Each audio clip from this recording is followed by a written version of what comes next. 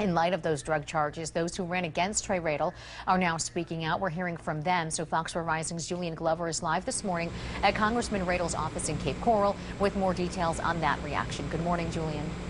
Good morning, Miriam. We've been covering just about every angle of this morning. We've been hearing from the viewers. They've been chiming in on Facebook. They've been tweeting us. But we've also been speaking to a few of Congressman Trey Radel's previous competitors in previous races that led him to win the Florida District 19 congressional seat. Now, I want to take it to Brian Donalds. He lost to Trey Radel in the Republican primary. I want to give you a quote of his that he sent into the Fox 4 newsroom last night. He says, in part, "I'm going to be really honest. You know, what happened to Congressman Trey Radel is terrible.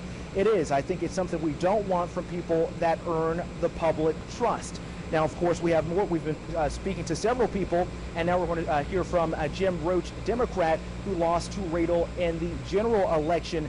Now, Roach speaking out with words of regret, wishing that Radel's problems with addiction came out sooner. If this would have come out sooner, I may very well have won. But you can't really predict how things would have gone.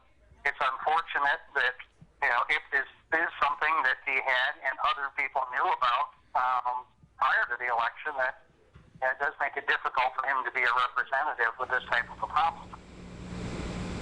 Now, another familiar name you might hear is April Freeman. She is the Democrat who's been campaigning and posturing herself to run against Radel in the 2014 election. She sent in a statement to the Fox 4 newsroom last night, reading it in part, "The honor of representing Southwest Floridians in Congress is a sacred trust and a heavy responsibility,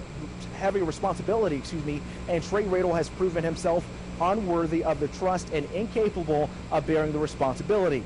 This event is not just Representative Radel's personal failure, it fundamentally hurts the people and the economy of Southwest Florida.